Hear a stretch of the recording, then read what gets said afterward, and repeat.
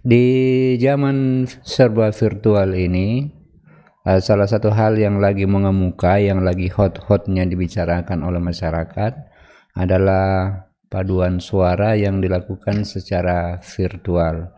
Nah, ada di antara mereka yang melakukan lomba, dan ada juga yang sekedar paduan suara virtual saja untuk tujuan-tujuan tertentu, misalnya ulang tahun dari sebuah lembaga maka diadakan paduan suara virtual. Nah, pada kesempatan ini saya akan berikan beberapa hal berkaitan dengan, ya, kalau misalnya mengadakan lomba paduan suara virtual. Panduan ini bersifat umum. Ada hal-hal teknis yang mungkin ditentukan oleh kepanitiaan tertentu. Tapi saya berusaha agar panduan yang ada yang saya berikan ini ya setidak-tidaknya bisa mengcover secara umum untuk lomba paduan suara yang kita ikuti pada suatu lembaga tertentu. Saya akan jelaskan dalam beberapa bagian. Yang pertama, yang paling pokok kalau dia lomba paduan suara adalah penetapan kriteria oleh panitia. Panitia menetapkan kriteria penilaian. Misalnya, selain suara, apakah akan dinilai ekspresinya, penjiwaannya, dan seterusnya, apakah ada penilaian terhadap warna-warna tertentu yang digunakan atau aksesoris tertentu. Nah, semua itu harus jelas dari panitia. Lalu yang kedua, nah ini penting. Namanya lomba paduan suara virtual. Artinya kita akan menggunakan perangkat lunak. Nah, pertanyaannya sekarang, apakah boleh peserta menggunakan alat-alat untuk mempercantik suara? Misalnya, ini salah satu contohnya, perfect pitch. Itu kalau misalnya suaranya fals sedikit itu bisa dipercantik dengan aplikasi tertentu. Nah, apakah itu diperbolehkan atau harus menggunakan rekaman suara asli, mau fals, mau bagus? Seperti itulah adanya. Nah, kalau memang tidak diperbolehkan, maka panitia harus mampu mendeteksi bahwa oh ini suara asli, oh ini suara yang sudah ada tambahannya. Lalu kemudian yang berikut, apakah panitia mengizinkan ada tambahan selain isi paduan suara virtual? Paduan suaranya kan dia langsung masuk menyanyi, tapi di luar daripada itu bisa ada tambahan. Misalnya ada openingnya, lalu ada closingnya yang berhubungan dengan identitas lembaga tertentu. Nah, panitia harus menetapkan apakah itu boleh ada tambahan. Misalnya ketetapannya begini, boleh ada tambahan tapi tidak masuk dalam penilaian, misalnya ya. Itu kriteria penilaian. Lalu karena ini paduan suara virtual, maka panitia harus mampu mendeteksi bahwa ini memang betul suara dari misalnya 20 orang di dalam kelompok itu.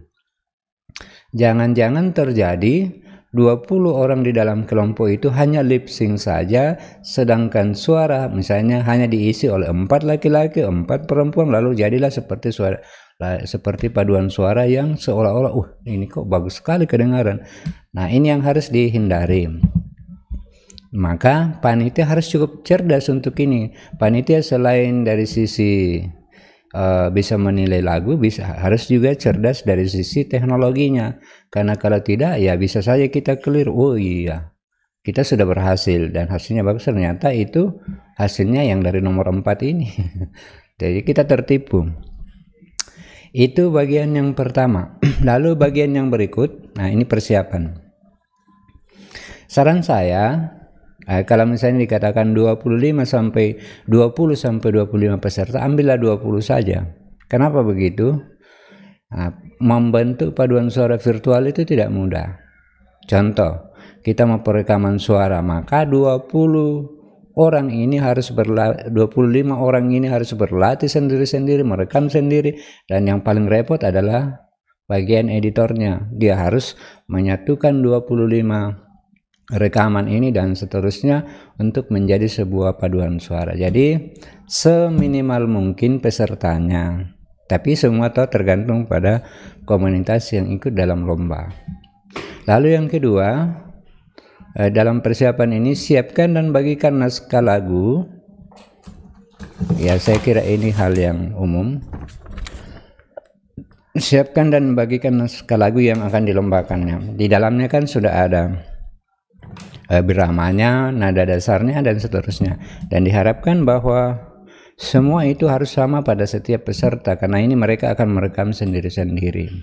Nah, caranya supaya nyaman, yang nomor 3 dan nomor 4 ini siapkan. Siapkan dan bagikan rekaman dirijen. Jadi dia lagi memimpin lagunya, dan itu nanti pada saat perekaman peserta, itu menjadi panduan. Sama juga dengan yang nomor 4 ini.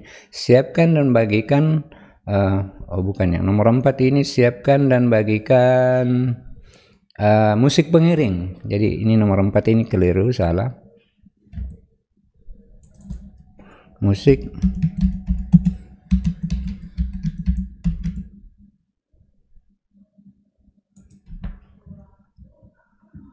jadi siapkan dan bagikan musik pengiring.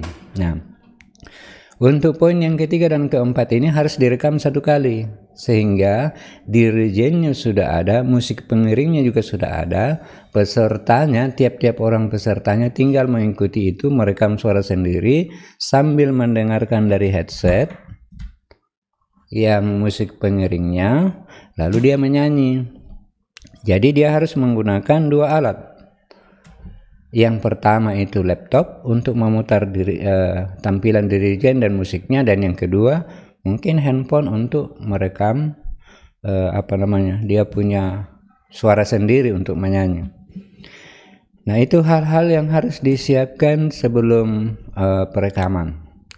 Nah, kemudian yang berikut, ini yang agak panjang ini, software perekaman. Nah, ini akan berkaitan dengan pertanyaan saya tadi, apakah boleh menggunakan mempercantik suara atau bagaimana? Misalnya di dalam HP ini kan sudah ada software perekamnya. Bolehkah saya menggunakan yang lain-lain sesuai dengan selera saya yang bisa memperindah? Nah, tentukan dalam satu komunitas harus menetapkan bahwa kita menggunakan software ini untuk perekam. Misalnya kita sepakat menggunakan Audacity kah atau yang lain-lain kah yang kira-kira sama dengan itu. Itu yang pertama dalam tahap perekaman. Yang kedua, penggunaan pakaian seragam. Sekalipun ini virtual, seharusnya menggunakan pakaian seragam dengan identitas tertentu. Nah, tentu sesuai dengan lembaga kita masing-masing. Misalnya kita seragam menggunakan, ya bolehlah baju kos, tapi dengan kriteria misalnya model dan warna tertentu, itu bisa saja terjadi. Yang penting seragam ini ya janganlah nano-nano. Agak aneh sih kalau paduan suara, ya suaranya indah lalu ya seragamnya bagaimana ya. Lalu yang ketiga di dalam perekaman yang harus diperhatikan oleh peserta adalah latar belakang. Suaranya sudah bagus-bagus, ternyata di belakangnya latar belakangnya jemuran misalnya. Jadi harus pimpinan kelompok paduan suara harus menetapkan bahwa latar belakang kita, misalnya kita sepakat semua latar belakang itu berwarna merah atau berwarna hijau atau berwarna apa saja. Lalu kemudian alat perekamnya apa? Apakah pakai handphone kah? Atau pakai laptop kah? Ataukah pakai studio sekalian kah? Dan seterusnya. Tapi ada kemungkinan bahwa setiap peserta itu kecenderungan menggunakan handphone karena inilah yang paling mudah untuk digunakan. Jadi penentuan alat perekam ini juga penting karena itu akan berkaitan dengan kualitas suara yang dihasilkan. Akan lain suara perekaman dengan laptop dengan perekaman dengan HP ini. Pasti lain suaranya, tergantung dari alat yang kita gunakan. Nah, alangkah bagusnya kalau setiap kelompok itu menetapkan, oke, kita menggunakan alat perekam ini dan seterusnya. Misalnya HP. Nah, kemudian yang kelima, mikrofon dan pengaturan volume. Ini berkaitan dengan hal teknis. Ada peserta yang merekam tanpa memperhatikan volume, maka ada peserta yang kecil sekali suaranya, lalu sementara di sisi lain ada yang pecah suaranya dan terlalu besar. Nah, untuk itu setiap pimpinan kelompok harus menetapkan sekurang-kurangnya volume perekam kita pada saat merekam suara kita adalah sekian, misalnya 70% kah, 80% kah, walaupun nantinya pasti tidak akan sama persis volumenya, tapi itulah tugas nanti editor untuk memperbaiki sekurang-kurangnya seperti itu. Lalu saran saya kalau perekaman nanti jangan portrait, buatlah yang landscape. Kenapa? Karena pada dasarnya setiap penampil itu mau LCD proyektor, mau monitor yang LCD ataupun yang lain-lain, pada umumnya bentuk dasarnya adalah landscape. Maka paling bagus kalau kita gunakan landscape saja untuk ini, untuk perekamannya. Lalu kemudian yang berikut, formatnya apa? MP4 kah, AVI kah, ataukah MKV? Ada banyak format-format video dan suara yang disiapkan. Nah, pemilihan salah satu format itu akan menentukan kekompakan di dalam ini. Karena kan kadang-kadang ada yang misalnya format ini lebih cenderung ke vokal ini, format ini cenderung ke sini. Jadi penetapan misalnya kita tetapkan, oke, perekamannya formatnya adalah MP4 semua ya, jangan menggunakan yang AVI atau dan yang lain-lain. Jadi ini penting untuk keseragaman, karena suaranya harus kompak nantinya. Lalu kemudian yang berikut, resolusi. Nah, kalau penilaiannya nanti memperhatikan keindahan, maka alangkah bagusnya kalau Anda merekam dengan menggunakan resolusi yang lumayan tinggi. Jangan menggunakan resolusi 480 atau malah 360. Saran saya standarnya Anda menggunakan 720 resolusinya. Kalau bagus lagi kalau Anda menggunakan Full HD 1080 1920 kali 1080 lebih bagus lagi. Gambarnya akan kelihatan jernih dan bersih. Semakin tinggi resolusinya semakin bagus hasilnya. Lalu di dalam perekaman saran saya gunakanlah tripod. Gunakanlah tripod ini. Ini ya untuk HP. Boleh. Ya ini murah saja. Atau kalau mau yang lebih ini boleh menggunakan yang ini. Yang ini saya beli tahun 2005. Sudah lumayan lama tapi masih bertahan sampai sekarang. Lalu tadi untuk mic tadi ada banyak macam. Oh ya, saya lupa tadi untuk mic, karena kualitas mic itu sangat menentukan perekaman. Nah, Anda bisa menggunakan mic ini murah saja, headset, atau langsung dari mic-nya yang ada di HP ini juga boleh. Atau boleh juga Anda membeli yang lain-lain. Ini Bluetooth punya, ada mic-nya, ada speakernya sini untuk monitoring. Atau ini saya juga masih ada mic ini, Logitech punya. Suara antara ini dengan ini beda. Ini lebih bagus. Atau boleh juga menggunakan yang konvensional, mic dynamic yang seperti ini. Nah, kalau mau suara yang lebih canggih, yang khusus untuk yang menyanyi yang lebih bagus hasilnya, yang seperti ini. Ini mic condenser. Kalau ini mic dinamik yang menggunakan besi magnet di dalamnya. Kalau yang ini mic condenser menggunakan kondensator. Nah, itu tambahan mengenai alat-alat yang digunakan. Kemudian yang ke-8, nah ini penting. Teknik shoot. Bapak, Ibu, teman-teman, di dalam videografi itu ada kurang lebih 24 sampai 25 teknik shoot. Satu teknik shoot bisa dikombinasikan dengan 2 atau 3 teknik shoot yang lain. Nah, untuk paduan suara, Nah, pertanyaan saya adalah mana yang akan kita gunakan? Close up, medium close up, atau medium shoot, atau full shoot? Kalau close up, yang terekam itu dari leher sini sampai kepala, ujung kepala di atas. Dari sini sampai ujung kepala di atas. Jadi misalnya dia menyanyi, jadi memang ekspresinya akan lebih kelihatan kalau close up. Tetapi kalau misalnya itu dirasa terlalu dekat, boleh Anda memilih medium shoot. Medium shoot itu dari ujung kepala di atas sampai setengah, sampai kira-kira di dada sini, di bawah dada sedikit, itu medium close up. Lalu kalau mau lebih banyak lagi, setengah badan itu kira-kira sampai di pinggang, itu medium shoot. Atau mau full shoot sekalian, dari ujung kepala sampai ujung kaki masuk semuanya. Nah, pemilihan shoot ini akan mempengaruhi keindahan tampilan. Ada yang dari ujung kepala sampai di ujung kaki, lalu ada peserta yang hanya matanya saja. Karena di atas close up kan masih ada big close up. Big close up itu hanya seperti ini misalnya, hanya bagian mata saja yang diambil. Jadi penting sekali untuk menentukan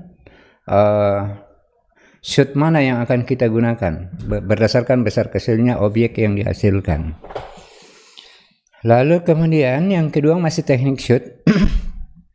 Apakah kita menggunakan flat angle atau bolehkah oblique angle? Flat angle itu flat dari depan, dari samping, dari belakang. Tapi kan tidak mungkin dari belakang kan, paling yang dari depan atau dari samping. Nah, ini penting bagi panitia untuk menetapkan apakah boleh shootnya itu dari samping flat atau dari depan saja. Kalau dari depan saja ya akan kelihatan memang keindahannya. Itu. Ataukah bolehkah kita menggunakan oblique angle? Oblique itu bukan dari depan, bukan dari samping, tapi serong dari kiri atau serong dari kanan kameranya. Nah, itu semua harus ditetapkan apakah boleh ini dan seterusnya. Nah, karena ini berkaitan dengan penilaian. Lalu kemudian yang berikut media pengiriman atau media penyimpanan itu. Tadi kan formatnya sudah. Nah, sekarang tinggal bagaimana mengirimkan hasil perekaman ini kepada editor. Saran saya, kan sekarang itu lagi maraknya orang menggunakan WhatsApp. WhatsApp itu tempatnya ibu-ibu bergosip, bercerita dan lain-lain. Tapi saran saya, jangan menggunakan WhatsApp untuk mengirim hasil rekaman audio. Kenapa? Karena kalau Anda kirim lewat WhatsApp, dengan otomatis WhatsApp itu akan mengkompres suara Anda sehingga suara Anda bisa berubah mirip-mirip seperti suara robot. Jadi keaslian suaranya berkurang. Nah, terus pilihannya apa? Pilihan yang terbaik adalah setelah Anda rekam, kirim melalui Google Drive. Suaranya tidak akan berkurang kualitasnya, sama dengan suara aslinya. Atau pilihan yang lain, ada yang terpasang di handphone, itu namanya Telegram. Nah, saya perhatikan Telegram juga itu tidak mengurangi kualitas suara. Kalau orang menyanyi dan dikirim lewat Telegram itu kualitas suaranya tetap sama bagusnya. Nah, itu tadi mengenai perekaman. Nah, sekarang hal penting yang harus kita bahas, yang harus kita pelajari berikutnya adalah mengenai perangkat editing. Yang pertama perangkat keras. Ini sebenarnya khusus untuk editor, tapi tidak apa-apa, secara umum saya sampaikan. Untuk perangkat keras, prosesor itu minimal. Kalau saya memasang standar minimal i5, kalau bisa i7, kalau bisa yang lebih di atas lagi, lebih bagus. Kan lebih kencang kan. Lalu yang kedua, RAM-nya. Memori RAM-nya minimal 8 GB. Kalau bisa 16, lebih besar lebih baik. Lalu video RAM-nya saya persyaratkan minimal 2 giga supaya agak leluasa. Jadi dalam rendernya misalnya tidak terlalu kaku-kaku. Kalau bisa 4 GB itu lebih bagus, lebih tajam lagi hasilnya. Lalu untuk monitor saya mensyaratkan kalau bisa 24 inci. 21 bagaimana? Untuk editor, untuk meningkatkan ketajaman, kejelasan dari video atau gambar itu kita membutuhkan monitor yang lumayan besar. Kalau Anda menggunakan 14 inch misalnya laptop itu boleh saja, tapi saran saya lebih besar monitornya lebih bagus. Tentu dengan lebih besar dan resolusi yang lebih tinggi pula. Saya pikir seperti itu. Lalu kemudian yang berikut perangkat lunak audio. Nah, kalau panitia boleh mengizinkan ada software audio untuk perekaman diperbolehkan. Nah, beberapa pilihan ini dapat Anda gunakan untuk perekaman audio Anda. Misalnya Audacity, ada juga Nuendo, ada Pro Tools. Ini semua ini digunakan untuk merekam suara. Saya tidak tahu hasilnya mana yang lebih bagus untuk menyanyikan tapi yang jelas ketiga software ini untuk perekaman audio. Nah, lalu yang terakhir, ini saya kira yang terakhir. Perangkat video editing. Jadi tadi perangkat keras, lalu perangkat audio, software audio, lalu ini software video editing. Tapi software video editing juga ini sebenarnya di dalamnya ada edit audio. Nah, untuk editing video di sini saya berikan banyak pilihan. Ada 8 pilihan yang ada di sini, tergantung yang mana yang familiar bagi Anda. Kalau saya saat ini saya menggunakan yang nomor 1, Filmora. Saya menggunakan Filmora 10. Kenapa? Karena ringan dan ya lumayan sederhana untuk dioperasikan. Tapi Anda juga bisa memilih yang nomor 2 juga, ini lumayan sederhana dan ringan, Movavi. Nah, untuk di Mac, saya di laptopnya yang di Mac, saya menggunakan iMovie. Ini khusus bawaan dari MacBook Pro dan bagus juga digunakan untuk mengedit video dengan resolusi yang lumayan tinggi. Nah, untuk versi Windows dan Mac, Corel Studio juga ada. Corel Studio ini dulunya itu adalah Ulit Studio, lalu kemudian diambil oleh Corel, lalu dia berubah menjadi dari Ulit Studio menjadi Corel Studio. Kalau ada Sony Vegas, ini sudah cukup lama. Sony Vegas ini sudah lumayan lama.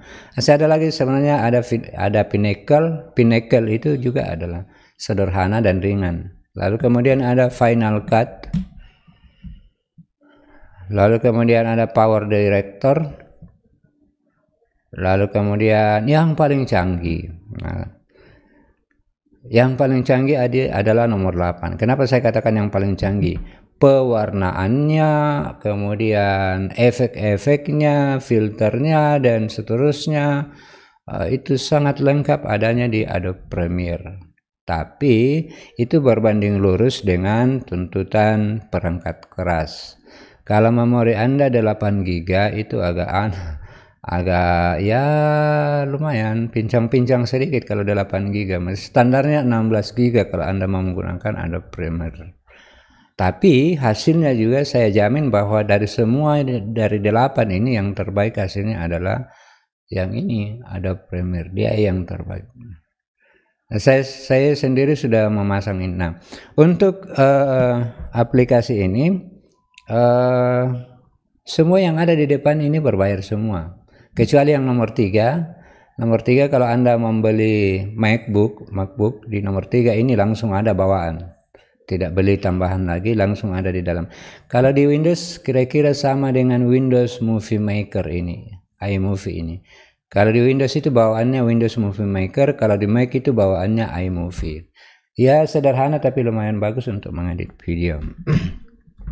Nah, Bapak Ibu, teman-teman, demikian beberapa hal yang berkaitan yang dapat kita lakukan untuk melakukan untuk mengikuti lomba online kah, lewat paduan suara virtual dan seterusnya. Entah Anda sebagai peserta atau sebagai panitia, saya berharap bahwa mudah-mudahan apa yang saya sampaikan di sini dapat membantu Anda di dalam mengerjakan tugas-tugas Anda.